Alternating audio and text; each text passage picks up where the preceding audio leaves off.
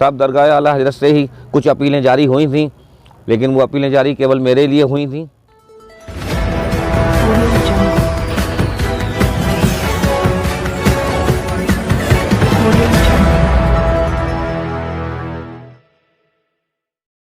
मोहम्मद सलीम अंसारी ने कहा, दरगाह आला हजरत से बसपा के चुनाव चिन्ह पर आरोप लगाया गया था। नमस्कार, आप देख रहे हैं सच का प्रतीक यूट्यूब चैनल खबर बुलंद भारत। बरेली से खबर बुलंद भारत के लिए सैयद शाहरुख अली की रिपोर्ट। जब जब देश में लोकसभा या विधानसभा चुनाव आते हैं, धर्म जात आदि के मुद्दे चारों तरफा गूंजते हैं। राजनीति दलों के अलावा धार्मिक संगठनों से भी राजनीति की बू आने लगती है। इसके अलावा बरेली की दरगाह आला हजरत के लोग भी जमकर राजनीति करते नजर आने लगते हैं। आज से 15 वर्ष पूर्व में भी कुछ ऐसा कारनामा चर्चा में आया था कि जिसे सुनकर खुद को ही शर्म आने लगती है।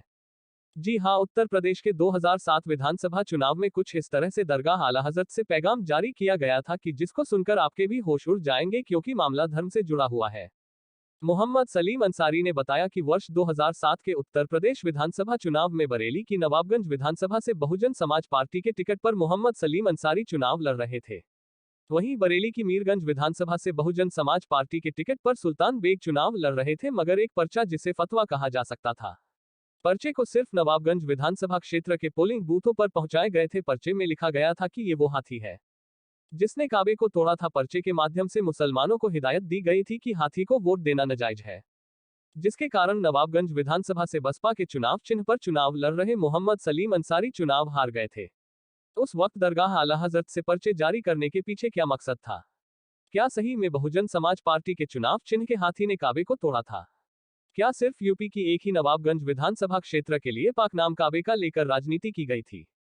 क्या शरीयत का इस्तेमाल किसी को हराने के लिए किया गया और किसी को जीताने के लिए किया गया था?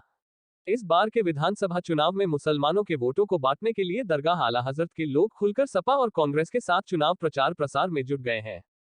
क्या इसे मुसलमानों के साथ राजनीति करना कहना कोई गलत नहीं होगा? जिस तरह से दरगाह आला हजरत के लोग सपा और कांग्रेस के साथ आ गए हैं, उससे कहीं ना कहीं साफ होता नजर आ रहा है कि आगामी विधानसभा चुनाव में भाजपा फिर से अपनी जीत दर्ज करते हुए उत्तर प्रदेश में अपनी सरकार बनाने में कामयाब हो जाएगी।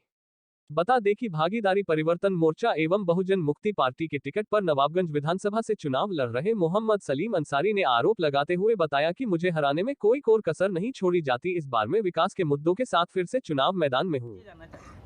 जी, मेरा नाम मोहम्मद सलीम अंसारी है। जी, आप 121 नवाबगंज विधानसभा से भागीदारी परिवर्तन मोर्चा यानी बहुजन मुक्ति, सबका सहयोग मिल लिया है और दलित समाज का भी सहयोग मिल लिया है,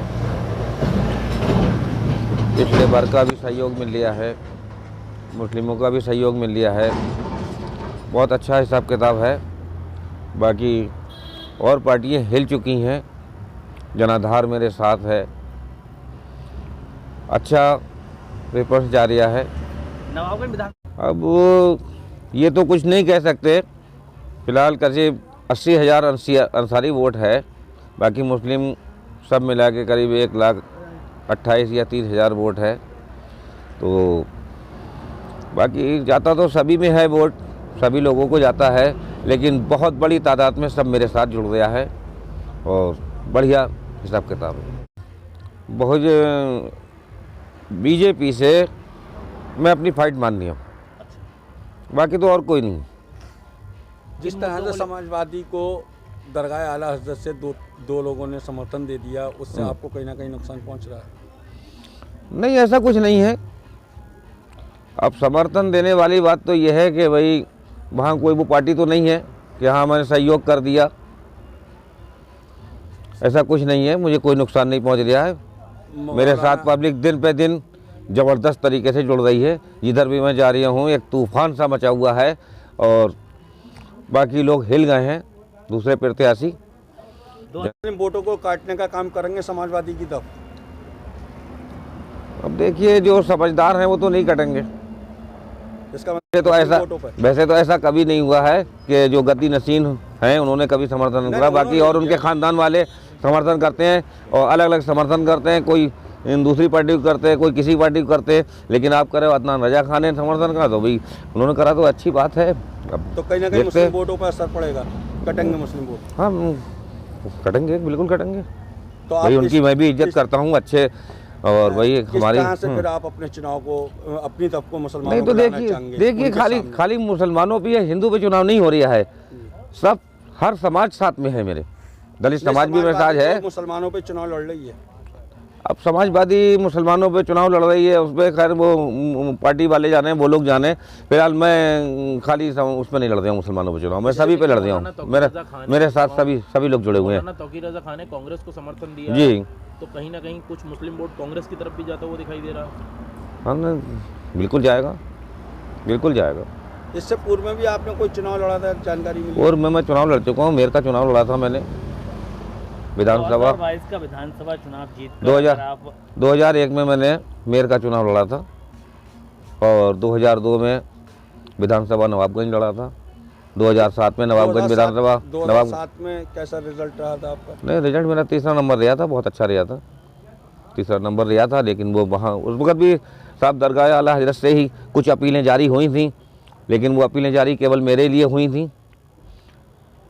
वहाँ पर उसमें जो पर्चे छपे थे, जिस सुबह को मतदान होना था, जो पर्चे बांटे गए थे, उन पर्चों में ये लिखा था कि ये वो हाथी है। उस वक्त में बसपा से कैंडिडेट था कि जिसने काबा ढहाया, इसको वोट देना हराम, नाम लेना हराम, सूरत देखना हराम। ये साहब केवल मेरे ऊपर लागू करा गया था। हाथी की पार्टी से बिसलपुर में फूल बाबू लड़ रहे थे, उनके ऊपर लागू नहीं करा गया था। मीरगंज से सुल्तान बेग लड़ रहे थे, उनके ऊपर लागू नहीं करा गया था, केवल मेरे ऊपर लागू करा गया था। तो इस बार भी कहीं ना कहीं असर देखने को उनका मिलेगा। नहीं, असर तो होगा, बिल्कुल असर होगा, बिल्कुल असर तो होगा। कहीं ना कहीं तो आप पे फिलहाल मेरा मतलब ये है कि मेरे ऊपर लागू क्यों करा गया था। लागू अगर करना था तो पूरे सभी प्रत्याशियों पर लागू करना चाहिए, पूरी पार्टी पे करना चाहिए था। पार्टी पे करना चाहिए था, नहीं करना खाली चाहिए। आप पे करा तो मैं केवल वही केवल कहना मेरे चाह ऊपर रहा हूँ। करा था। वही कहना चाह रहा हूँ। हाँ। कहीं ना कहीं आप लीडरशिप में बढ़ रहे हैं, एक हाँ। मुस्लिम चेहरा है, जी, जी। ताकतवर चेहरा है, तो आपको कहीं ना कहीं रोकने का काम किया जी जा जी रहा है।